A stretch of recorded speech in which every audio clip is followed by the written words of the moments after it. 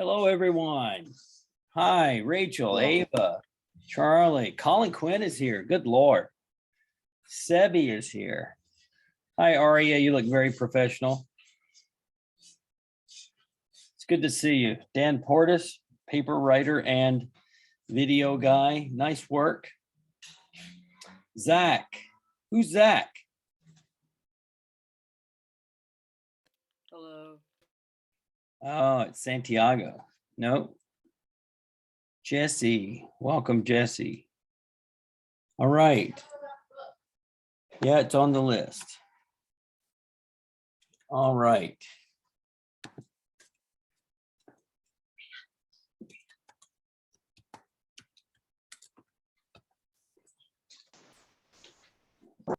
All right. I'm glad to see everyone. Hello, everyone. It's not quite 6. I'm working on my agenda for tonight, and Rayon has taken a final exam, I guess, for grad school, and I pushed him to the back half of the meeting. I got a number of items I want to cover tonight. So it's right now at 6 o'clock. So I want to get started and not delay any longer. And the very first thing I want to let you guys know is I would love for you to go ahead and sign up for the movie on Saturday, the 18th of December. Okay. I want you to come to the theater. Would like to have a big time, big party, whoop it up. Ava will be singing a opera in Klingon, I've been told. And if you guys were on social media, which you probably don't need to be, I actually posted Bohemian Rhapsody sung in Klingon on my Facebook last night, which is fantastic. It's beautiful. Brought a tear to me eye. All right. First of all, we got a lot of things to celebrate today. I'm so proud of you guys. We haven't met since we spent that last meeting getting the proposals ready. So let's go ahead and just make a round of shout outs. Does anybody have anything they need to talk about right now before I start posting some sharing out with you guys? All right, so let's do this. I'm going to put up something. I'd like you to take a screenshot of it, and then I'm going to be running through these items. Okay, everybody see this? Everybody can see that? Okay, this is my agenda. All right, everybody see the agenda. Grab a screenshot of that because I'm going to run through some of these items on some web pages and whatnot. All right, first out of the gate, we did get our 3 proposals in on time. Tremendous volume of work. Real happy about that. We broke 100 pages on all our proposals, and I was able to dumb them down enough to get them to fit the 10 megabyte file size requirement. So great job for those of you guys that were really sucking it up those last couple of days. All right, Space Day. I know you know about this. I need 5 more people for Space Day, okay? I'm letting you know we're short on people for Space Day, and frankly, we don't have a lot of experienced people that are going. We've got a lot of rookies, and I really need to know. And if you want to talk offline about maybe your school, you know, you feel pressure to not be away from school for that Wednesday, Thursday, and Friday, I understand. And I'll be glad to talk to you individually about it, okay? So just shoot me an email if you have questions and you want to discuss it, all right? Is anybody that hasn't already signed up for Space Day have no idea what it is and you just want to know what it is? Anybody? I haven't signed up, but I have no idea what it is. Okay, Santiago, who's done Space Day here? Is Ben Purvis here or Colin and Finley? Okay, Colin, what is Space Day? So Space Day historically has been basically where you meet with different legislators and you talk about the STEM pipeline and what we're doing and aerospace overall, basically, and convince them to help support bills regarding aerospace and help support the STEM pipeline and help prevent a lot of the issues that are popping up. It's really fun. You go up to Tallahassee and you get to meet everyone. Right, and that's our JV trip. Was actually the training trip for the kids that wanted to go to Washington, D.C. and call on the U.S. Congress. So that's our JV. If you think about varsity and junior varsity, that's the JV trip for the kids that want to go to D.C. I cannot think of a kid during the last 6 years when I went to Washington, D.C. that didn't cut their teeth on Tallahassee. It is also something unique about Space Day is it's sponsored by companies. And because I have my Blue Cube Aerospace and Ms. Christensen and I have the Aerospace and Innovation Academy, we are company owners. So you guys go on behalf of industry. And one of the talking points that Colin illuminated on education is very important, the STEM pipeline, but there are some other issues as well. All right, so that's Space Day. All right, sign up for the movie on the 18th. If you don't have a link, let me know. If you're interested in Space Day, I need you to let me know. And then Miss C has that link she sent out about the classes. So we created some content for you to learn about how to do the advocacy. And some of the content was made by students, which is very cool. All right. All right. Next on my list, congratulations to Amanda Grobman and Finley and the crew that wrote a book, which is now on Amazon. So let's go. I want to show you where you can get your stocking stuffers. Let's go to Google Chrome and look at that. Can you guys believe that? Just a real shout out. Got it for its first review. I don't know who wrote the review. Was it Finley's mom or Amanda's mom? I don't know, but either way, believe it or not, we've sold I think we sold 20 copies so far. So congratulations. Somebody is buying your book. Dr. Knowles wrote the review, I think. What I used to say is if any of you bought the book that Miss C and I wrote and you brought it to school, I would sign it for you. So perhaps you can get Amanda and Finley to sign it at no additional charge. Oh, I don't know what this Amazon tab is. Oh yeah, there's that other book if you wanted to, if you needed a stock. I think most parents want you to buy them the book that Miss C and I wrote and put it in their stocking, okay? I'm just kidding. So Already did that to Rick. that's right. I think I signed yours. Thank you. But I'm really proud of all of you guys. I know that I think it was Finley, am I right? It was Amanda, you, was it Ava and Jesse? I'm sorry, I can't remember all the names. Remind me who all contributed to the book, Finley. It's in the book, so let me look in the very handy stocking. Oh my stuffers. goodness. Look at you shamelessly promoting your book. Okay, so the initial contributors were Sarah, Millie, and Jesse. Excellent. Yeah. I'm really proud of you guys. So that's another thing to think about is I want you guys to gather some more experiences, life experiences, because it's not that you're not smart enough to write a book, but you need to go out there and get something in your head that's worth writing down that people want to read. And so I got a list of things we're going to go over tonight. Hopefully we'll be inspired to come up with some new ideas. So I wanted to share that with you. Okay. All right. And remember, you're always welcome to email me if you have any questions. So let's go back to the checklist very quickly.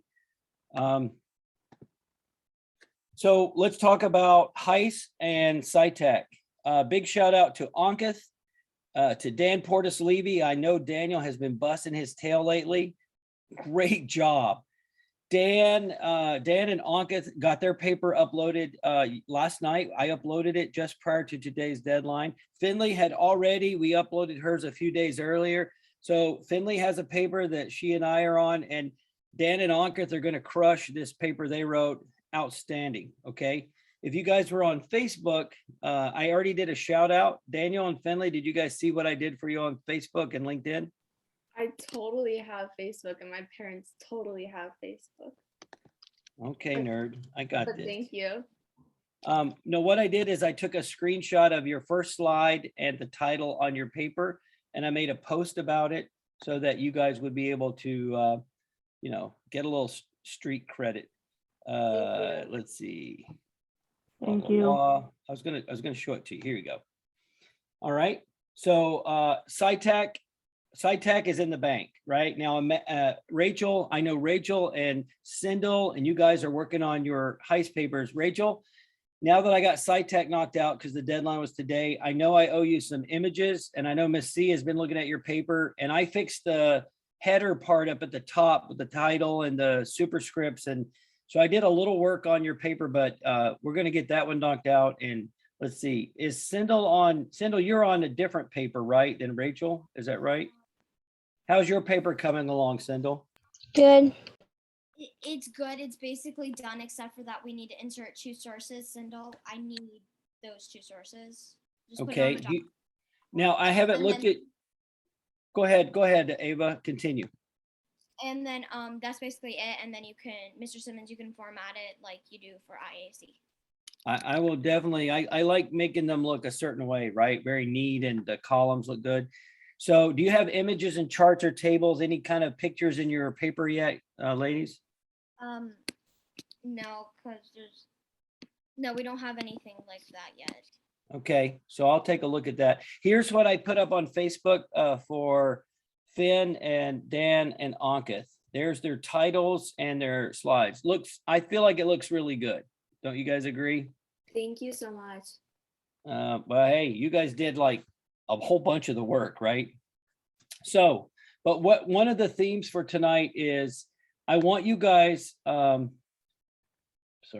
let's see. Sorry, I'm looking for the stop share. There it is. So one of the things I want to talk to you guys tonight about is we got to generate some new content, right? We're waiting until March to find out about which of our Wolfsats is picked. So we need to do some new work, and I've got some ideas, and I want to share those with you right now. And as we get to rolling here we go. Back to the page. Okay, so I call this competitions, conferences, and projects for next year. Paul is taking the lead on something I'm doing that we'll disclose more once we get into the hopper with it. But it's basically, we'll just call it, it's about sustainability on the ISS or in space. And then Paul, thank you for being here, Paul. And I know you may only have half hour. Can you be here the whole time, Paul, or half the time? I could be here till 7. Great. So there's another program we'll be telling you guys about. It's called DARPA Be Sure, but basically it's biomanufacturing in space, and it's a defense project. DARPA is Defense Advanced Research Projects Agency. It's fantastic. And the good thing about DoD projects is if you get one, they normally have lots of funding. So this is a couple of commercial projects that we're working on. And for you guys that want to be like, get some internship training or whatnot, just email me privately and I will talk to you about it one-on-one. But older kids like Celine, I know you may want some stuff to put on your resume, your engineering, experience. Just let me know. All right. So Wolfpack, troop. Guys, this troop, I'm going to show you a website on this. This is something that Near Space Launch is doing. And we can put a payload on like an Esper ring. The rings, think about the boxes, if you will, that carry up a bunch of pea pods, right?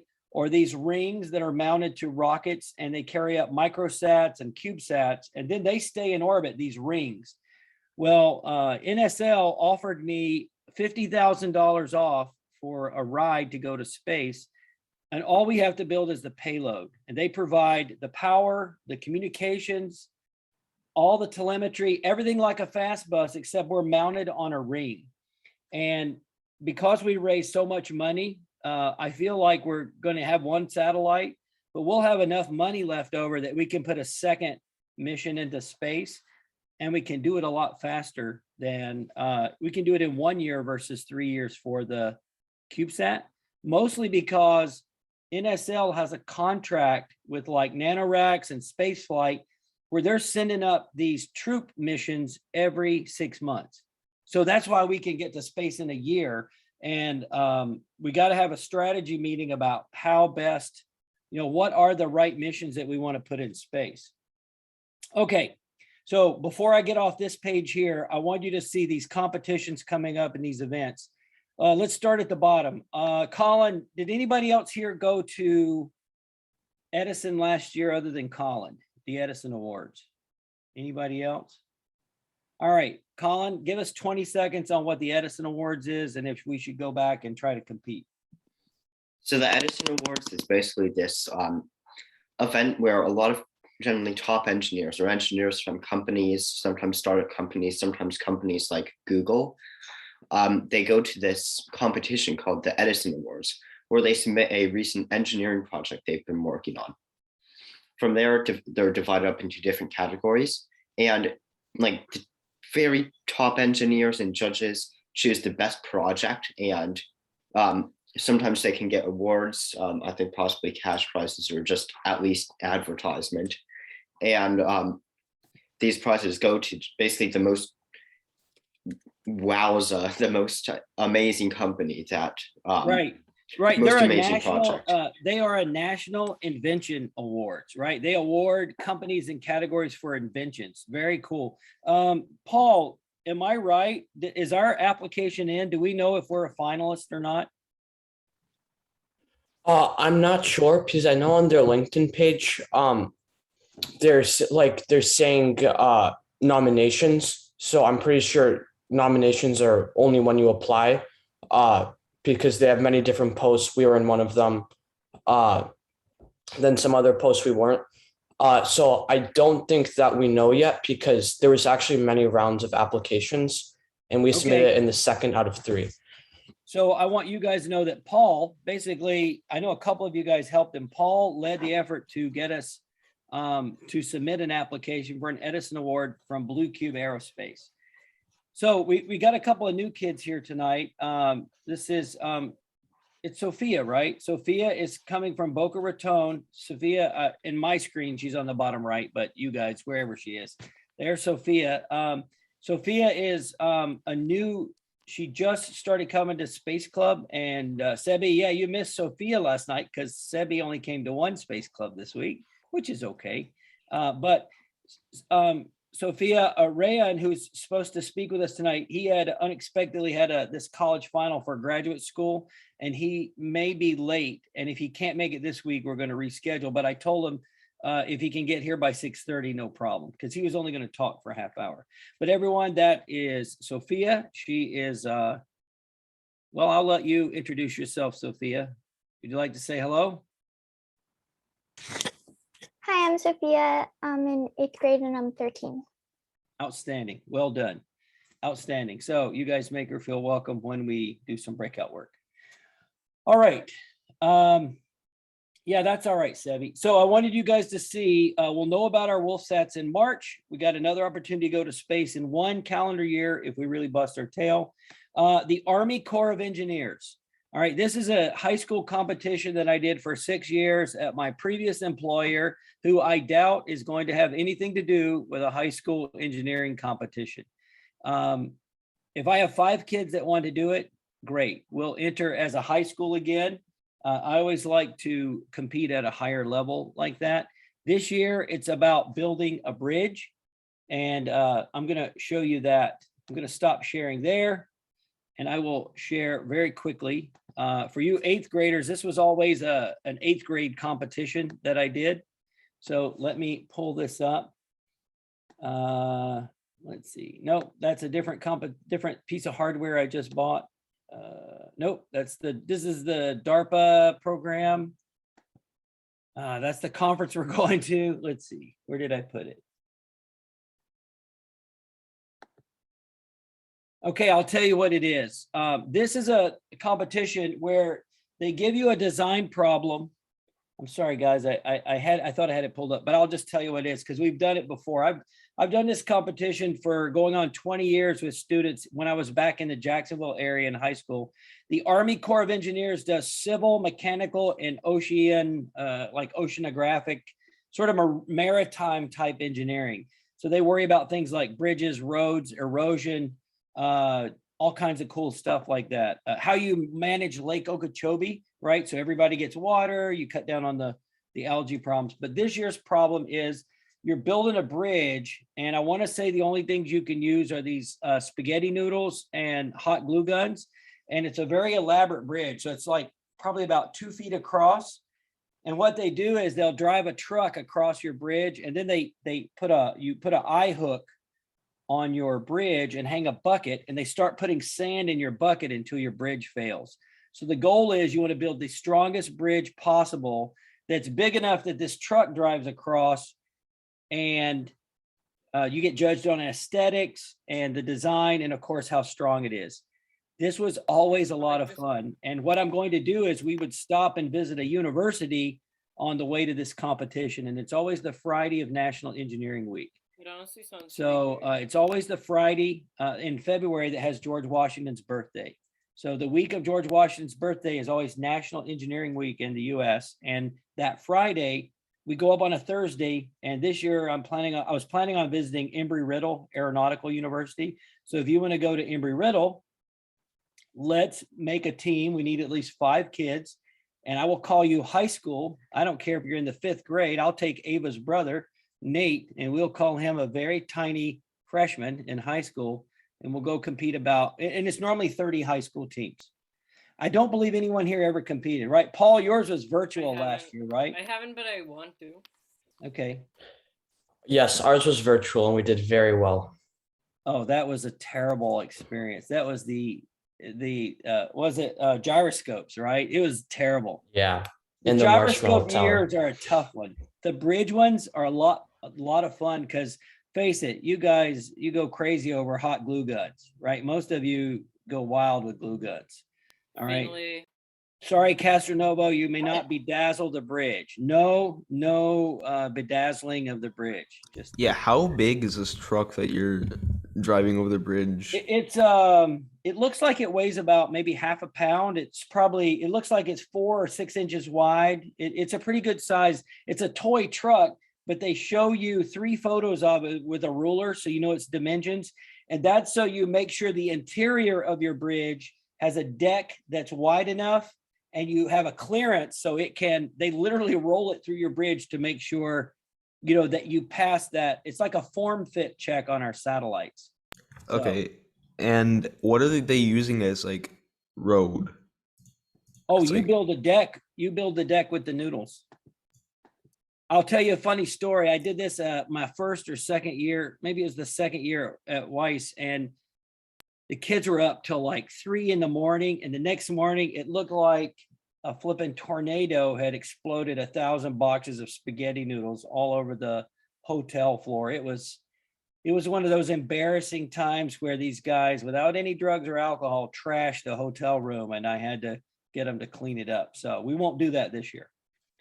By the way, I've also talked to City Hall. I talked to them today about my goal is to have a small room there at Palm Beach Gardens at City Hall where we can have our weekly meetings. So we can start going back live for everybody that wants to come in live and work. And we'll still make it okay for Celine and all the kids that can't come in live for whatever reason to join us virtually. All right. Okay, moving on. I'm just going to go through these very quickly. I have this kit. I don't know if you can see me and the screen, but I bought an ExoLab, which is a kind of hardware that they do up on the space station for us to do a ground study. And normally it's about plant growth. And so what I'm looking for is a group of kids that want to conduct this experiment that corresponds to some work done up on the space station. And what I'm really interested in with this experiment called ExoLab and this one called Tomato Sphere. You guys heard of the Tomato Sphere? That's where they send seeds up to space for 6 months and then they bring them down. And then you grow the seeds that were in space versus the seeds on the ground, and you look for differences. Did they, you know, the plant height and whatnot. So between these two biological experiments, sorry, that's something else. This one, ExoLab and Tomato Sphere, what I think is we can conduct the experiments, no problem, right? You guys would do a great job with that. But what we could do is you guys could mentor younger students, and then that would give you a lot to write about. You could write about not only doing the experiment and how it relates to space and some interesting question like Landon's rhizobacteria or, you know, something in that arena, but also how cool would it be, you know, Ava's got a test subject in her home, right? You need to do studies on Nate, right? Hold on, I'll let the siren go by. So what I'm hoping is that you guys, we can find a group of smaller students, maybe even Space Club kids, the fifth graders that we can work with. And then in your mentoring them, you'll be able to take notes about your experiences and then you can write about it. So that makes you like a double threat. You can talk about aerospace or you can talk about education. And what's even better is when you talk about both. Okay. So this is about plants on the space station. I have it in my hands. I also have hardware to run genes in space to do the PCR and the gel electrophoresis. So that's a springtime thing. This is one of my friends from Washington, D.C. He was also an Einstein fellow. He has a CubeSat emulator, but he hasn't had any customers for it, and it uses Arduino. And I presume you guys that do the Python know how to use Arduino, right? I mean, an Arduino runs on Python, right? Is that it on the back end, or is it like Scratch? No. C++, An I Arduino think. is like C or C++, something. I C++. don't know, one of the C's. Great. So you give me at least four kids that want to use this, and we will actually use this kit. We'll put it on a tethered balloon. We'll also create some lessons, and then we'll publish all of that because there's nothing out on this yet. And I think we could have a lot of fun with it. This A3 stands for acquire, analyze, and apply. So my friend John, he was a big geoscience guy because he was always about remote sensing, taking pictures of the Earth. All right, I apologize for going real fast, but I just want to see how much I can get done in case Rayon shows up at 6:30, and then we can slow down and you guys can ask all your questions, whatnot. Here is Troop. All right, so here's the Troop I mentioned, the hosted payload, train rapid on orbit payload. Notice what the cost is, and they want me to do it and try it out for $30K. So we're saving $50,000 if we just want to go ahead and do this. What I offered it to first was the school in North Carolina. Remember the ones we worked with last year that did FoxSat that did not get chosen by NASA. So I'm giving them the first choice. And if they do it, we are still going to work with them. So they won't just get it by themselves. They have to work through Blue Cube Aerospace. So that's what, how Paul is being used is to work on the entrepreneurial stuff. All right, but I want you to see what Troop is. Here's the dimensions. It comes in different sizes. We get 500 grams. Notice we're half of a CubeSat. That's our payload only. There's your power, 5 volts, 3.3. There's your data rate. And here's the radio, iStar tag. It's like think of it like a black box for a CubeSat. So I wanted you to see that. This is the DARPA mission I was telling you guys about biomanufacturing. If we get involved with growing bacteria in space, like the YSAT or Wolfsat 1 and 5, we could have some fun there. All right, HICE. You guys know we're going to Hawaii. Sendel, did your mom register you yet for HICE? I don't think so. Are you still planning to go? Yes. Okay, squeeze those pennies out of her and let's get that. And just when you are registered, kiddo, send copy the email to Miss C and to me, okay? All right. And I see Mr. Harris is here. Perfect timing. So I've got about 3 more minutes, Rayon, and then I'm gonna give you a fantastic introduction that will make you want to write me a check. How about that? Yeah. Sounds like a plan. All right.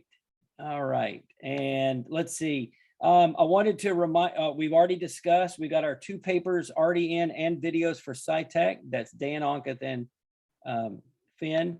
And here are the 2 conferences I wanted to remind you. It's almost season where we have to start writing again. And that's why I'm going to encourage you. One of these projects that I put up, we need to get some new data and get some new content. But we have GLEX, which we had 7 papers in last year in Russia. So I don't know if we would go or be virtual, but I wanted you to know that GLEX, that deadline comes up pretty soon because it's a June conference. And then, of course, I think some of your parents have already told me they're excited about going to Paris to the IAC next fall. So remember, we write those papers in the spring, then we start writing the we do the abstract in the spring and submit, and when we're selected, then we write the technical paper. So we do it a little backwards.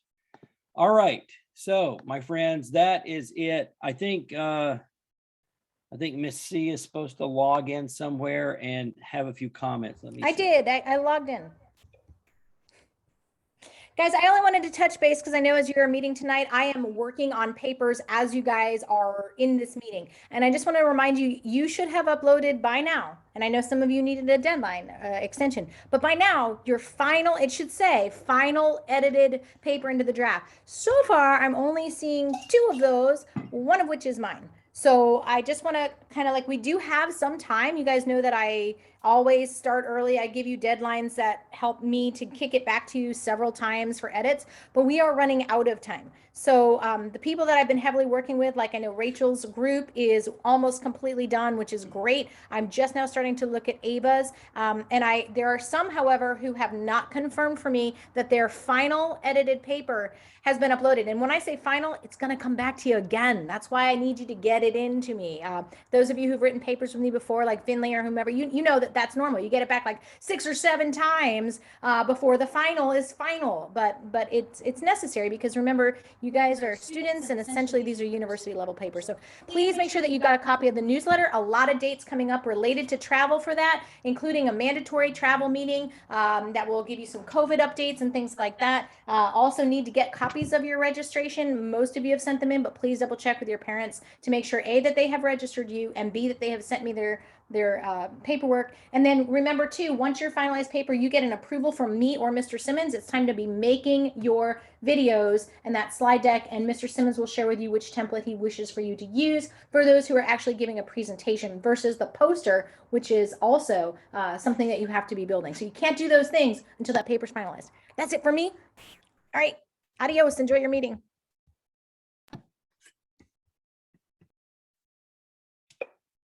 Okay. All right. So I covered a lot of ground tonight. We have probably 5 different kinds of projects and competitions we can do in the spring. As you know, we have at least 3 major conferences to write our abstracts for. And we have about 3 different ways we can get to space, 2 different ways other than our CubeSat. And so I'm going to send you a follow-up email with the items I covered and a website for you to check it out. And then it's up to you to decide if you want to do it.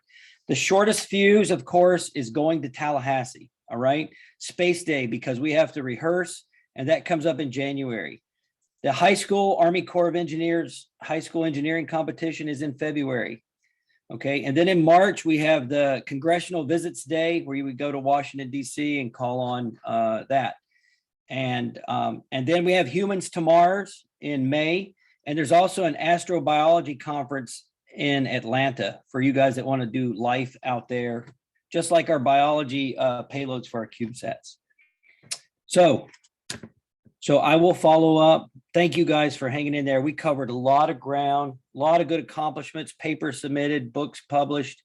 Great job. Now I want to introduce you to our guest. I'm gonna be succinct because I'm gonna give Rayon the maximum time to share out and then to let you guys ask questions. So if you would put your questions in the chat box to me, and I will try to manage them such that we have a really good conversation. But this is Mr. Rayon Harris. He is an aerospace engineer, graduate of the University of Central Florida. I met Rayon at the AIAA Congressional Visits Day. That's how I met him, is we were in DC and we were calling on congressional offices, just like some of you have done and just like some of you will do in the next couple of years. He has a triple threat, okay? And here's why he's a triple threat. One, he is an engineer. He's an aerospace engineer, and he's apparently a great engineer, or Lockheed Skunk Works wouldn't have hired him. Number 2, he is active in his community. He is a mentor, and he is giving back to others. And number 3, what I like is his efforts in advocacy and trying to be a part of the process with our aerospace culture and community at large here in the United States. So, you know, I think we've only met a few times in person, but I'm well aware of who he is, and I'm really, really thankful and glad, Rayon, that you could come and join us tonight. So I'm going to turn the floor over to you. If you have any slides, you may go ahead and share them.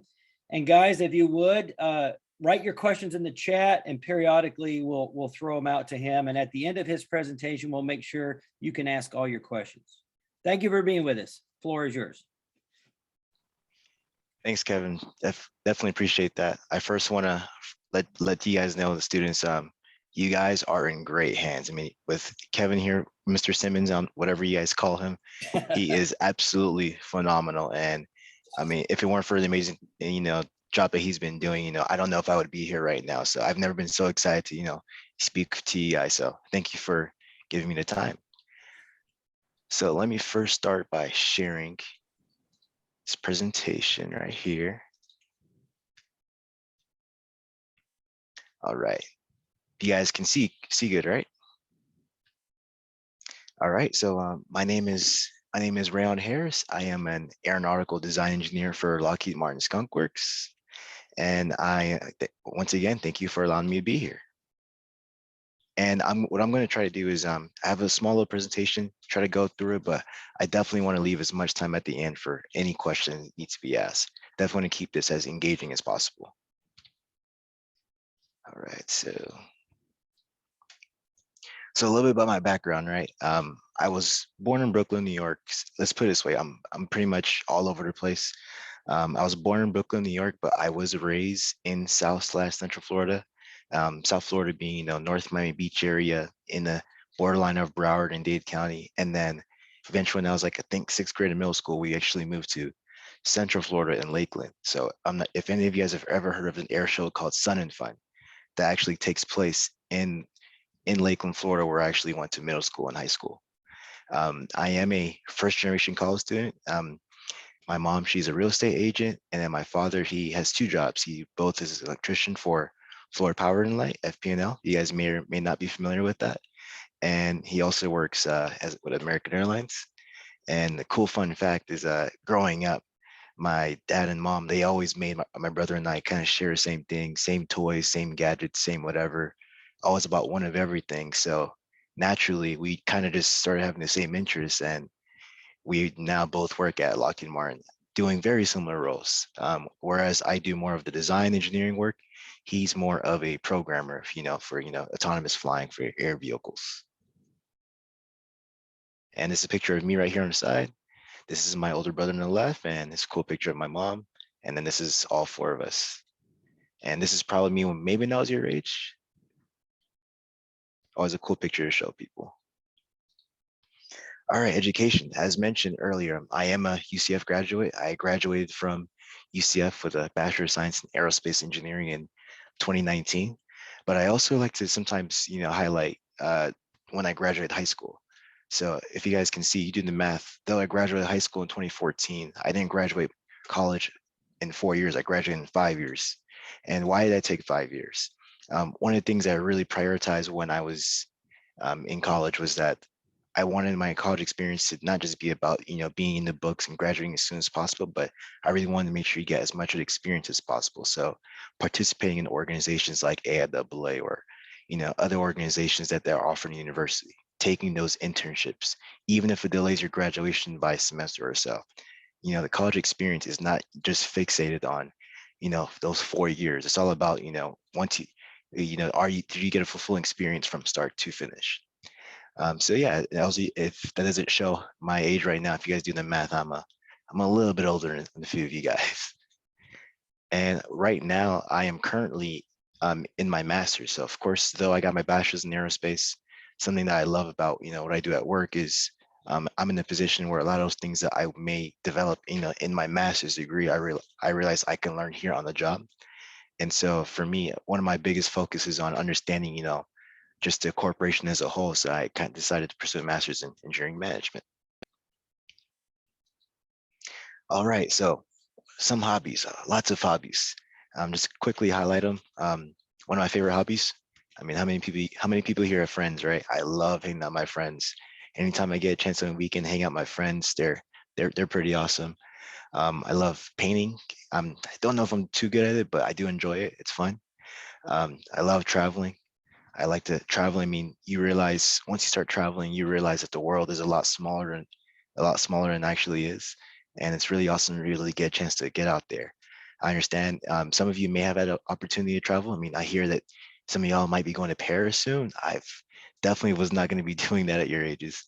But definitely once you get the opportunity to travel, once I got the opportunity to travel, it was really fun to really take advantage of that. I love watching, playing sports, and all things NBA basketball. I'm a LeBron James fan. Love me some football. Go Bucks. I love memes. Memes are pretty cool. I see with my friends, memes are kind of like our love language for each other. You know, sometimes if we haven't talked to each other in a while, we'll just send a really cool meme to each other and like have a good laugh, and then we just catch up. And I love all things technology. That's you have me sold. Like I drones, you know, cool little gadgets, smartwatches, all that fun stuff. I love tech. And yeah, that's a little bit about some of the hobbies and interests that I have. All right, and this is a very good question. Some people usually ask themselves, a lot of times people ask, you know, what got you into engineering? And so for me, what really got me into engineering was the fact that engineering gives you the ability to solve these really complex problems, right? Um, for me, also as a creator, I love drawing and painting. It was also really cool to be able to have that ability to create something from scratch. I used to always ask myself, you know, who made this cell phone? Why is this cell phone made the way it is? You know, who, how is this soda can manufactured and made? What material is it? Why can I crush it? You know, could it be made stronger? These are all questions that if you ever had that in your mind, that's exactly what the mind of an engineer is. And another cool thing is finding ways to make creative solutions despite limited resources, right? Let's say I'm like, okay, your job is to make me a rocket, right? That's it. Make me a rocket, and your budget is $5. Ask yourself right now, do you think you can make a rocket with $5? No. Yet some people are nodding their heads no. Okay. Yeah. Well, Does it actually some have to people fly? it does have to it has to shoot up. So I have Oh, Jesse. so you Have your got to hands give up. us the metrics. You got to give us the deliverable, I guess. Yeah. If we, Yeah, but you're right. That's a tough call there. That's a lot. That's a small budget. it's a very small budget. Someone's hand is up, Jesse.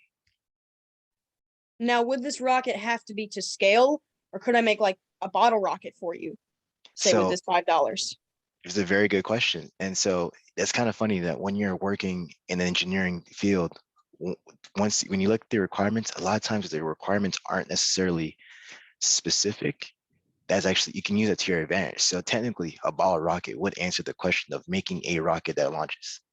Something that's also pretty funny is one of the activities I do with some other schools is we actually make rockets out of straws and paper, and then Capri Sun pouches. So we literally get a Capri Sun pouch, drink all of it.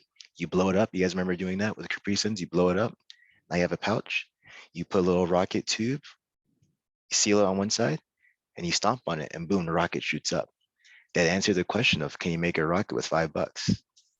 So, but of course, when we're making real airplanes, you're getting a little bit more than $5 to make these things, right? But you know, I'm talking. Let's say for one program, you might get $200 million to make this aircraft, and to you guys, it's like, wow, that's a lot of money. It's plenty of money, but you'll be surprised, you know, how complex and how complicated and how expensive some of these aircrafts can be. And so you have to be very creative and trying to find a way to meet all these challenges with that limited resources, limited budget. Another word for limited resources, right? Let's say you're on a team of 10 people, a group project, right? You're on a group project of 5 people to make something. And let's say 2 people in a group project, you know, something happens and 2 people in a group project, you know, they get moved to another project or something. They can no longer help. And now you're down to 3 people. That is something that actually happens in the real world. You know, some people are working on a project and, you know, they might be moved to another program. They might say, hey, I'm going to move to another company, and you can't have anybody to backfill that. So now you have to do, you know, a 5-person job with 3 people. So when we're saying limited resources, that can be limited funding, limited personnel. So those are kind of what we mean. And of course, working on a team with people who are equally as passionate as you. So something that, as we mentioned with Kevin, is how we met at the AIAA Congressional Visit Day. One reason that I love going to CVD is just because not only to be able to speak for aerospace, but to be in a team of people who also really care and are passionate about aerospace. Because, you know, not anybody's just going to get up and be like, I'm going to go to DC and speak and vouch for, aerospace, right? These are people, we love rockets, we love space, we love satellites. We want to see, the future of air space travel be really successful and really, you know, improve over the next few years. So, and it's awesome to be around a community like that. All right, and so rolling that on over, I saw it was mentioned earlier, he showed some slides about AIAA, right? So you guys may or may not be familiar with AIAA. One of my favorite things about AIAA, I think he's also mentioned that there might be a middle school or high school chapter of AIAA that you guys have. Is that correct? Yes, we're one of 5 high school sections that's made up of 80% middle school kids in Wow, the country. So that is awesome. That is, first want to say that is amazing. The fact that you guys are getting involved in it so early. He's probably already mentioned before, but AIAA is an organization that, once you start, as long as you love aerospace, you're going to be in it. You're going to be in it for a long game, and you're going to love it every step of the way. So, for example, I personally did not know about AIAA when I was in middle school or high school. I found about it my freshman year of college. One day, I'm at home during the summer playing video games on my Xbox, and my brother came home with this little RC hovercraft. And I looked at him, I was like, "What's that?" And he was like, "Oh, I made this hovercraft." And I was like, "What do you mean you made that? You're lying." He's like, "No, I literally made that." And I was like, "How?" He's like, "Yeah, there's this little club at school called AIAA where they teach you how to make rockets and quadcopters and airplanes and hovercrafts and stuff." And I'm like, "Wait, what?" Like, so you're telling me college isn't just the math and science and stuff in the classes? He's like, "No, like you really get your hands there and do these hands-on projects." And from the moment he told me that, I knew that I want to really get involved with AIAA at the University of Central Florida. And so if you look at the slide now, it's a quick little timeline. Of course, I was in college for about 5 years. And this kind of highlights some of the various different projects that I was able to work on while I was in college. So my freshman year, of course, I had to do the hovercraft, right? I participated in making the RC hovercraft as well as aviation design, which is kind of like a 2-semester design, build, fly project where you make an RC airplane from scratch. Do all the math in the fall semester, you build in the spring semester, and then you're competing against various other different teams. And then sophomore year of college, I became an assistant. Then I was like, you know what? Rockets are cool too. Started doing rockets. And then if you look right here, RC Flight Academy, that's like a really interesting one where I personally knew how to make RC aircraft, but I didn't know how to fly it. If I flew it, it's gonna crash. And I was like, I need to learn how to fly it. So we actually had a part of AIAA where they literally teach you how to fly RC aircraft. And as you can see from there, as it slowly starts progressing, I started not only being able to, continue doing these hands-on projects, but as a lot of the people in the AIAA community started realizing how passionate I was, they started saying, "Hey, like, I think this would be a perfect person to represent the AIAA UCF, community." So like, at first it was a project. I was super passionate about the aviation design project. And honestly, for me, passion is fueled by fun. I had a lot of fun. I'm gonna keep doing it, and became more passionate about it. So I became the lead for that project. And then eventually, I had a privilege for my 4th year in college to become the president of AIAA at the University of Central Florida level. Not necessarily because it was a popularity contest on who got the most votes, but more so because I told myself, I want everybody who comes into AIAA to really have either the same or better experience with this organization than I do. And I told myself that I would want to put myself first in terms of taking all the responsibilities, all the blame, and all the other stuff that is involved with running an organization. And then of course my senior year, I mentioned a little bit earlier, design, build, fly. It's a very similar competition to aviation design. And AIAA, if you guys are airplane people, when you guys are sophomores and juniors in college, this is something you can participate in, where you literally make an RC aircraft that caters to certain rules and compete against schools from not just the country, but all around the world. But I mean, of course, you guys are superstars. You guys might already be, participating in some competitions like that anyways, but this is just another one of those. So, oops. So quickly, talk about some work experience, right? As mentioned, I am a Lockheed Martin engineer at Skunkworks. But before that, I actually had the opportunity to intern at a different Lockheed Martin facility in Orlando. So one of the cool things about Florida in general is that outside of, I mean, Kevin, he can talk about it for a while too, but Florida is such a hub for aerospace. Like there's really only a couple states where, aerospace is super huge and prevalent, and Florida is definitely one of them. Obviously, you have NASA's Kennedy Space Center, SpaceX is out there now, Blue Origin is ramping things up out there, Lockheed Martin has a heavy presence out there. And all those things, for me in my situation, it really was super convenient because University of Central Florida is literally in Orlando, Lockheed Martin in Orlando. So there were a lot of UCF students that were able to work at Lockheed Martin part-time. So instead of making pizzas and delivering pizzas and working in a retail shop part-time in college, you're able to get experience as an engineer while you're 19 and 20 years old in college. And in that first experience, I was able to get roles at doing mechanical design, work on various different air vehicles. And from that experience, at an AIAA conference, actually, I was able to meet some people at Lockheed for Skunkworks. And then once they heard about not necessarily the Lockheed experience, but the AIAA experience and seeing, how passionate I was with all these different projects and organizations, they're like, man, that's exactly what an LM Skunk is. And they're like, how about you come work for us in Palmdale, California? And I was like, all right, let's do it. And so from there, I was able to, take a leap of faith, and I move across the pond from not across the pond, across the land from Central Florida to Southern California. And now I am doing airframe design.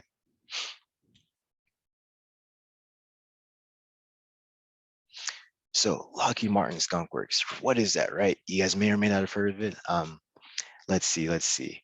Have any of you guys ever heard of the SR-71? Does that sound familiar to anybody? Maybe, maybe not. You have to call it the Blackbird. The Blackbird, there you go. Yes. Yes, sir, the Blackbird. That's right. So the Blackbird is actually one of the many different vehicles that was made by Lockheed Martin Skunk Works. It was obviously to this day, it is the fastest air vehicle that we have made here that can take off and land on its own with being controlled by a pilot. And that's one of the many vehicles. The F-35, you've heard of that today. It's one of the vehicles that were being used by the Air Force, not just in America, but Air Force, Navy, and Marines. F-117, the Black Hawk, if you guys ever heard of that. The U-2, all these are various different vehicles that are made by Lockheed Martin Skunk Works. And to really describe what Skunk Works is to someone who's not familiar with it, imagine you're on a project, right, where you get to start making something from scratch, and you're saying, hey, a customer's like, hey, I want you guys to make me this, and make me 1 or 2 prototypes of it. And imagine that, just in a big level, in a big boy job, pretty much. So the best way to describe it, for me, it's kind of like making an RC aircraft with your friends, but just at a scaled up version of it. Except you also have a little bit more money. And of course, the challenges are a lot more difficult. So something I really like about this company as this division of Lockheed Martin is that they really get the most creative, the most passionate people. People really love airplanes and other different things. Can't really talk too much about that, but really passionate on what they do and all things aerospace. And they get them together and say, hey, we don't know if we can make this, but we know if we were able to make this, if any group of people could, you skunks could do it. And so we look at it and we're like, you know what, let's take this challenge and let's see what we can do. And as you can see on the slide, there's definitely been some really positive results from some of these creative, possibilities. You have a question? Is there? Oh. I thought Alex had a question at one time, but I may have missed it. Not No, I was worry. raising my hand to knowing what the Blackbird is. Oh, okay, nice. Okay, perfect. All right, so already talking about Skunkworks, right? So talk a little bit about where I live. So Skunkworks itself headquarters is in Palmdale, California. And if you guys have never heard of Palmdale, most people from Florida probably never heard of it. It is about an hour north of Los Angeles. You guys have heard of LA, right? Yeah, sound familiar? You guys know that city? That's right.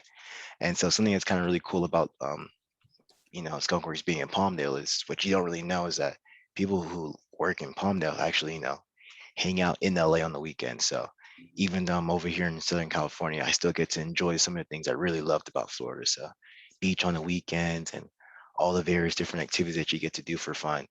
And also Southern California also has a little bit of aerospace stuff too. There's also SpaceX and all these other cool, aerospace companies down there. And so lots of friends from all different organizations. Hey, Yeah. Rayon, isn't it true that in Palmdale is where all the space shuttles were built? That's right. That is right. They're all built there. It's actually kind of funny. There's an air park. It's called Blackbird Air Park. That's really right outside of where we work, right? Where we work, where they actually have the Boeing 747, so the aircraft that literally carried the shuttle after it would land, and it's just sitting there, just collecting dust. Wow. There's only two that's ever been used to carry the shuttles, and one of them is just right there.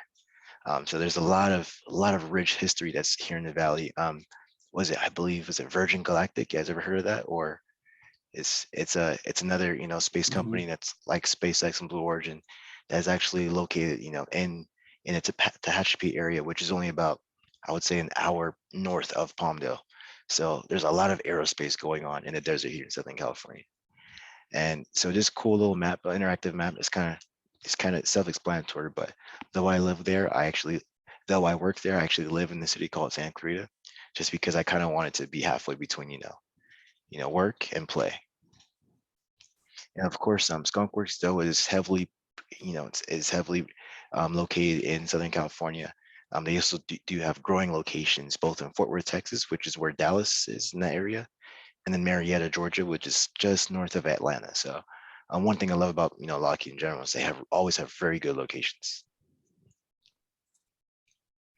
All right, so this is something that's kind of fun. I usually talk about this, send this to some college students, and usually when I give a presentation to some freshmen, sophomores in college. But then I told myself, you know what, it's never too early to talk about the experiences of someone had while in college. Because usually when I was younger, in middle school and high school, I think like, okay, someone's in college, and then boom, they graduate college, and then they never really heard about what happened in college. Was it hard? Was it easy?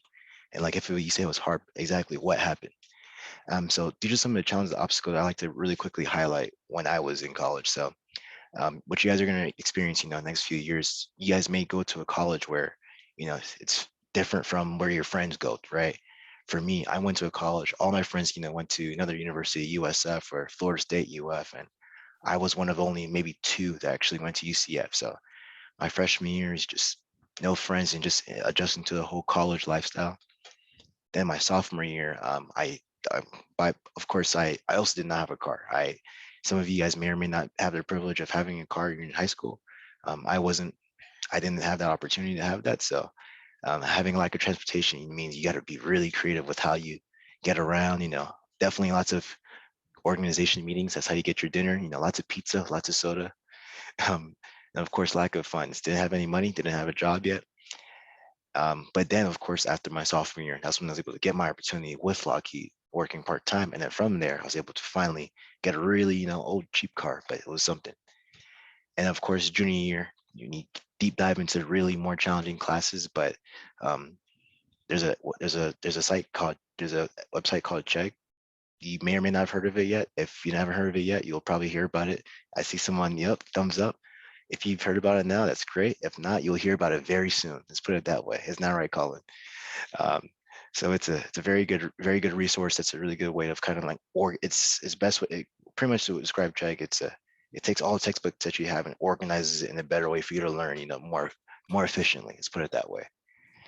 And then for me, because like I said, I want to really focus on internships and getting all the experience in college. It took 5 years.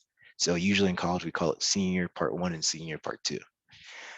So for senior part 1, in college, wanted to be able to, go to work, still go to school.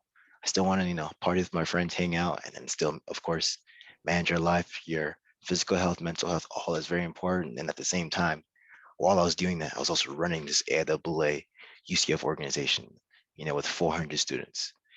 And then senior part 2 is just kind of really funny, referring to this image. You realize that once you've been going through it for so long, like, you realize like you just get used to it. It's kind of crazy. Like it's, like there's going to be something every single time of the day, like from 9 a.m. to 11 p.m. when you're going to sleep.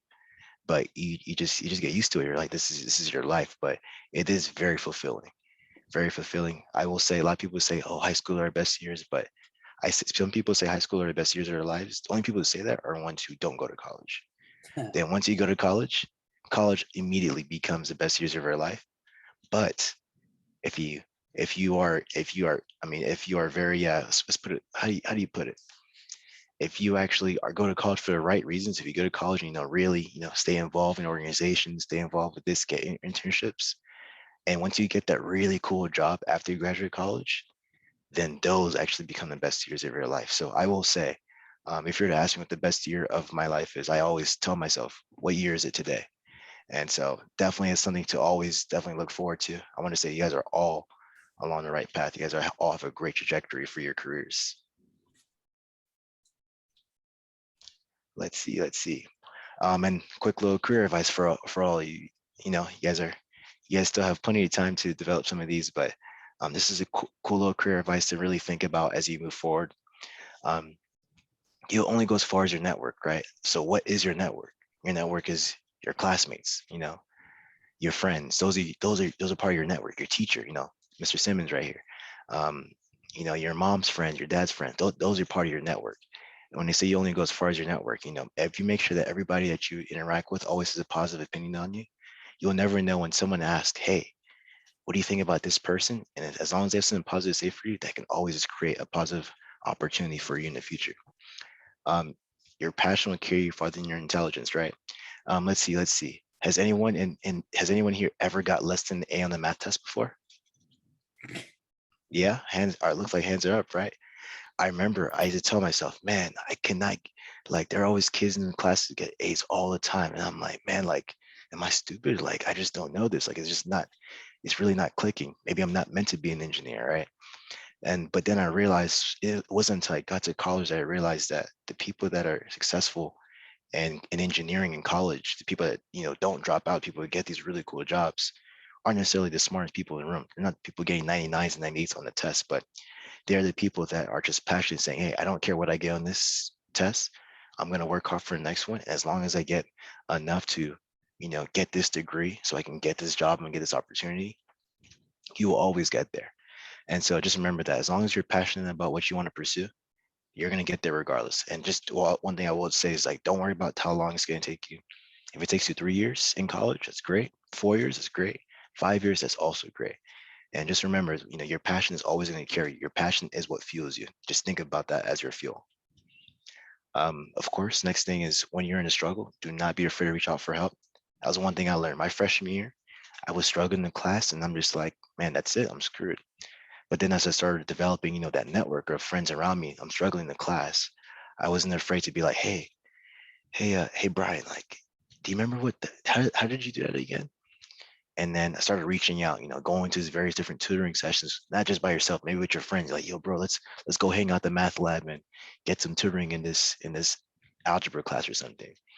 And of course, it doesn't just apply to academics. Others other kind of struggle. If you have a personal struggle you want to deal with, don't be afraid to reach out to help for somebody. And of course, remember, you and your classmates are teammates, not enemies. You guys are all in it for the same thing, right? You guys are all in the class together. You guys all love what you're doing. There's a reason you guys are here on a Skype Zoom call, like, at 7 o'clock at night. You guys really love what you're doing. And just remember that just because someone in your class gets a higher grade than you on a test, don't look at it as like, man, like, I need to be better than them. I need to do better than them on the next test. As long as you guys are both are exactly where you want to be, and that should be all that matters. Especially when you get to college and whatnot, because there are going to be always those kids who are going to be way smarter. But if you're their friend, as long as you guys both know, hey man, as long as we both graduate at this date, we're cool. And the last thing I'll say, which sounds like you guys are also doing a really good job of, is stay involved. Stay involved.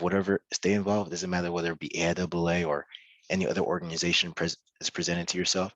Always try to stay involved with that. That is actually going to kind of answer all these other things. Staying involved in these organizations, they'll provide you with people that you can go to if you're in a struggle. It'll provide you with that network. It will, you'll be around people who are also passionate about the same things that you are. And so I would advise, some of you guys are going to stay in aerospace and love aerospace. Some of you guys may, decide to switch and pursue something else. That is also okay, but there's always an organization for everything. So as long as whatever you decide to pursue, you find that organization that you can pursue and be around that common group of people that feel the same way about that particular, interest that you do, you're always going to be successful. And all right, yes, I wanted to just quickly go through that. I know that was very quick because I wanted to leave as much time as possible to answer any and all questions. And let me go ahead and stop sharing that way. Oh, did you already stop sharing for me? Yeah, I kicked that off, but All right, perfect. that was outstanding. You actually gave some really good life advice for a kid that's pretty young. I call you a kid, but do you mind? You're what, 24, 25? I am 25, yes. 25 years old, just basically a baby, right? He's less than half my age, so he's really close to you guys, right? So what questions do you have? I know I have a couple, but I want to open the floor to you guys for questions. Charlie. All right, so I heard you talked about model airplanes a lot, and I personally am really into that, and I have a whole pile of model airplanes. And I have a question. What model airplanes did you fly? Did you build gas, electric, turbine, electric duct fans, airplanes, Ooh. etc.? So it's a great question. Your name was one more time? Charlie? Charlie, oh, I see your name down here. Great question, Charlie. So for me with model airplanes, I started off with electric. Gas, at the time, it was gas, usually gas engine and stuff like that. For what I was able to find was a little bit more expensive, and it was a little bit out of my budget. And I knew I was able to find, batteries and stuff from other different applications. Because I think there was like a club that did like RC cars or something. So if I were able to just find those LiPo batteries, all I need is an electric motor, get a little propeller on it, let's put a plane together. And so I did mostly propeller driven electric aircraft. But then I also tried sometimes using ducted fans, but you probably learned ducted fans don't have the same for the propulsion to weight ratio for fans are a lot less than a propeller because of reasons. But I did use a ducted fans for the hovercraft actually. And so one day I'm gonna show pictures of all the different hovercraft, some of the products, send it to Kevin, and then send Mr. Simmons and have him send it out to you. But that's really cool that you have that passion. Definitely could keep it going. I don't know if you've made any yourself, but or if you just kind of fly them for now. But it's definitely, if you haven't made one yet, definitely I would start thinking about brainstorming. If you were to make your own RC airplane, what would it look like? Cool. Jesse, question. What is your number one favorite thing about working at Skunk Works, and what's your least favorite thing? Ooh, that's a very good question. What's my number one favorite thing? So I will say my number one favorite thing working out here is being able to know that, and this is going to sound interesting, but is being able to know that you have such a heavy influence on the design or shape of an aircraft, right? One of the reasons I came out here is that I see a plane flying over, and they call it the shadow of an aircraft, right? You look at an airplane, and I think about who made that, who made this, who made that. And one thing I love about here is you actually get to be a part of a team that helps decide on why the airplane looks the way it is. Do we want an airplane to have triangular wings or rectangular wings? There's only a few amount of people that actually get opportunities to decide on what an aircraft is going to look like. And so one of the things I love about Skunk Works is I could actually be a part of that team to say, hey, this thing is going to look like this, and this is what we're going to go with. So that's my favorite thing.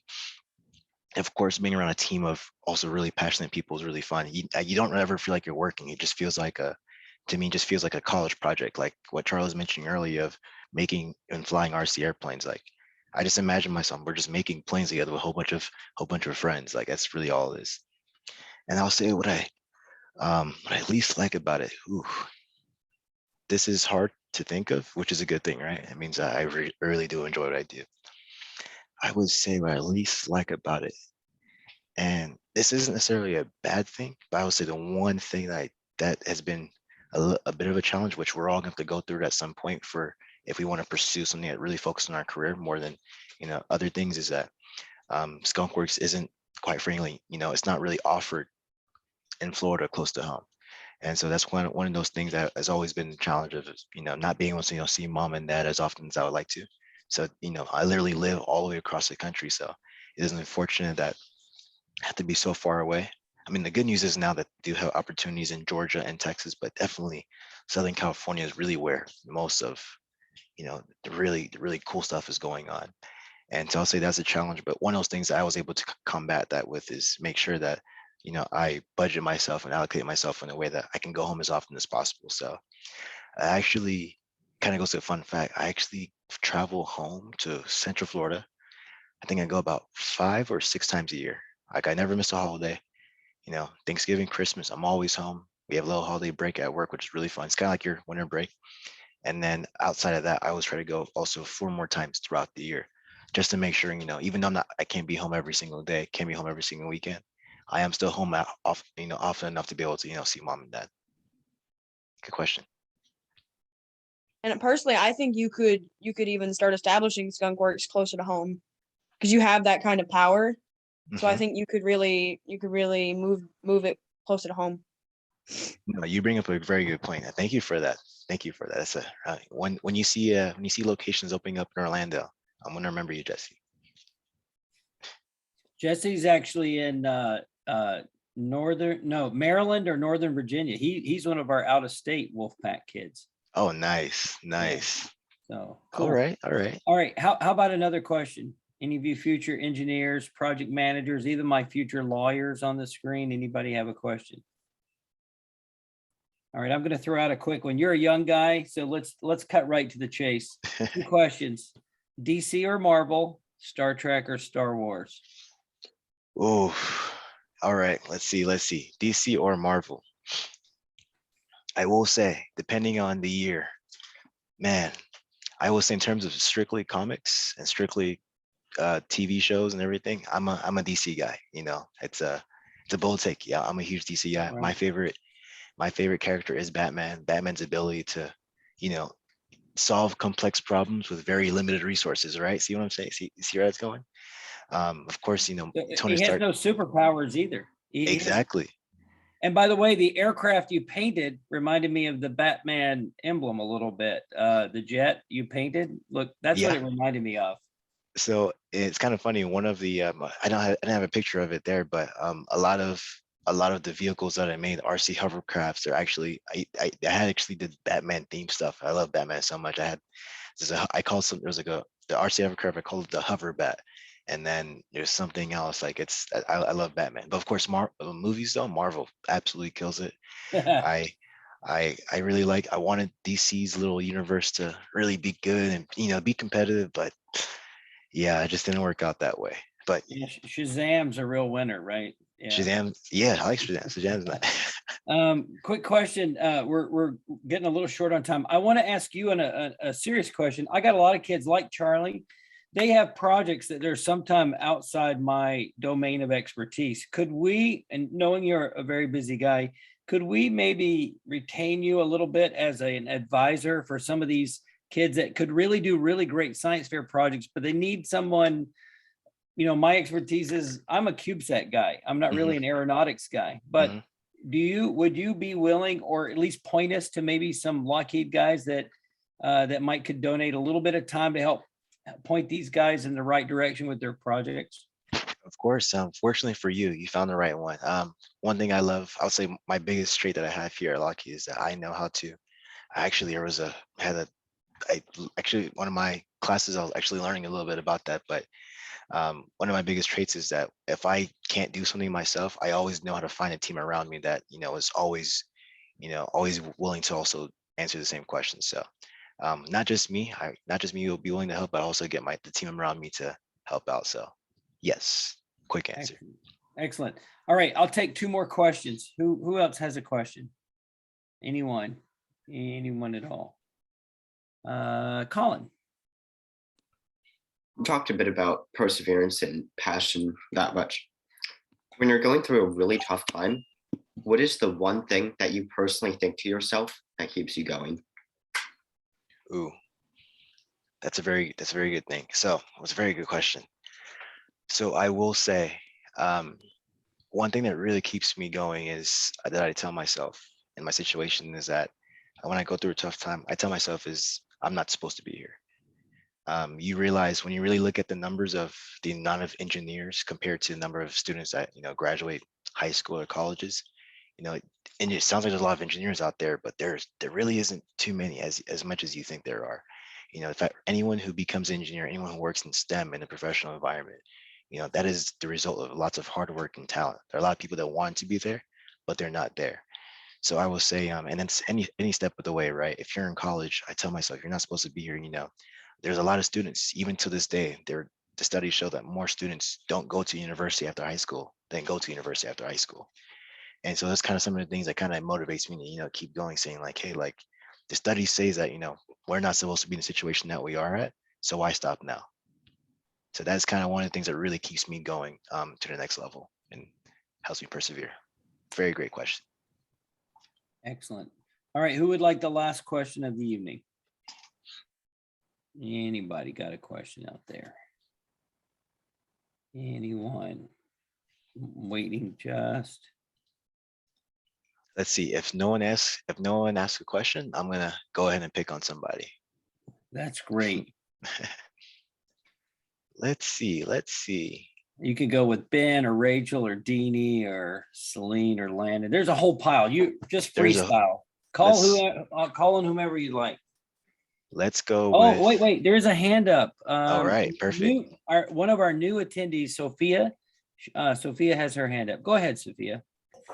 What is your most proud project? Like the one you're really proud of?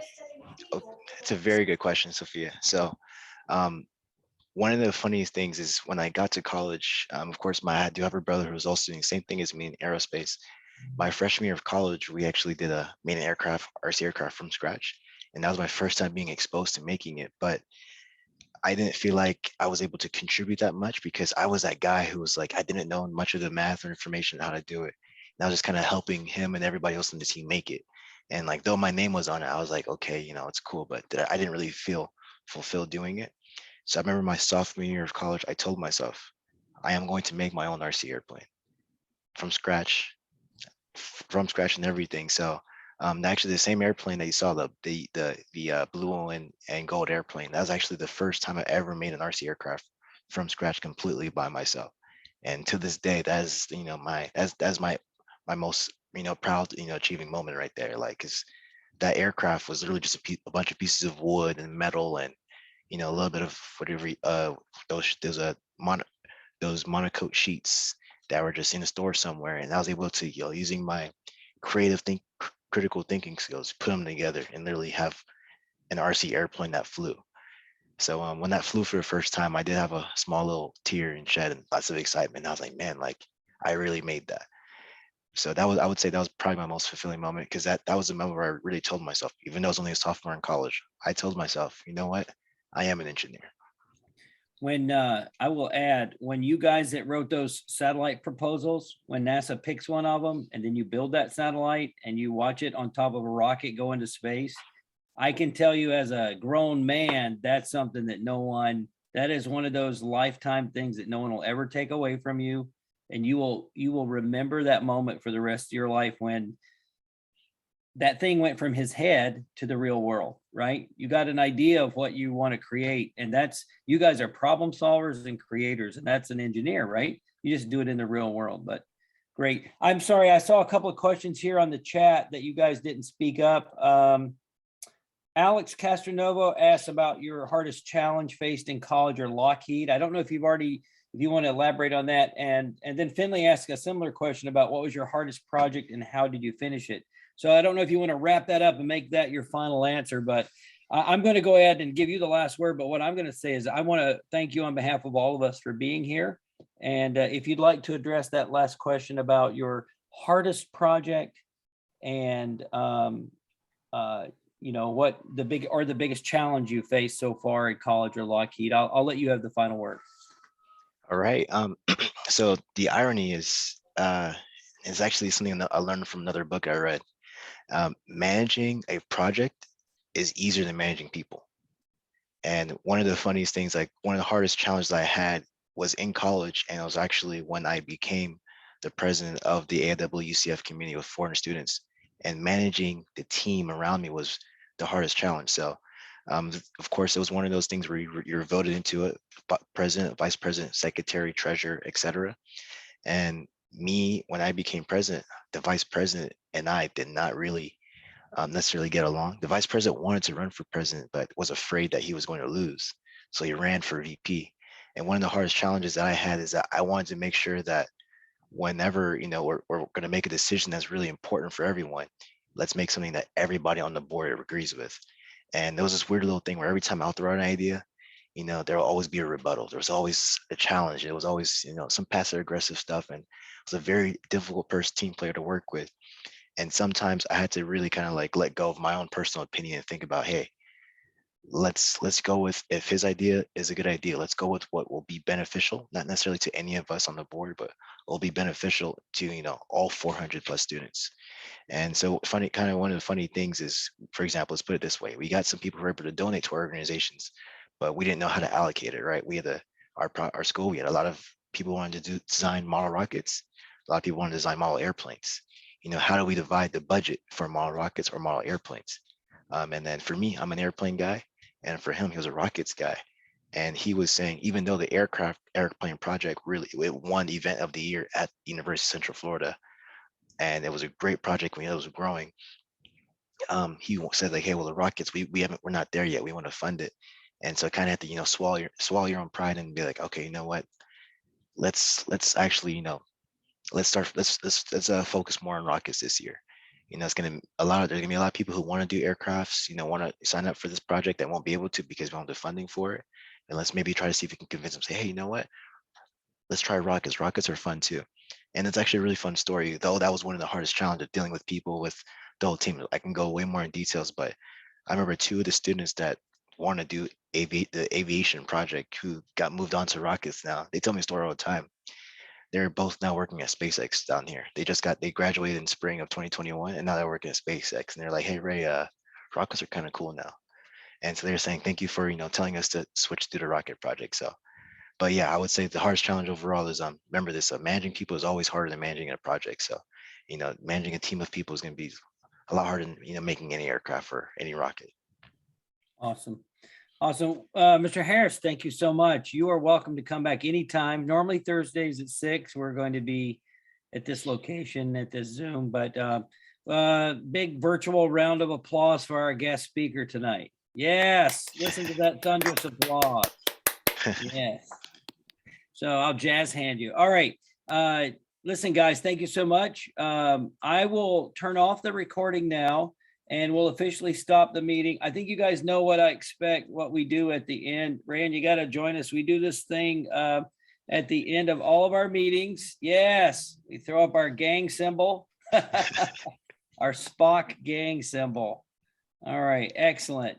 All right, guys, thank you. I'm going to stop the recording. Please stand by, look for my email with all the links for the conferences, the competitions. The recording is stopped, but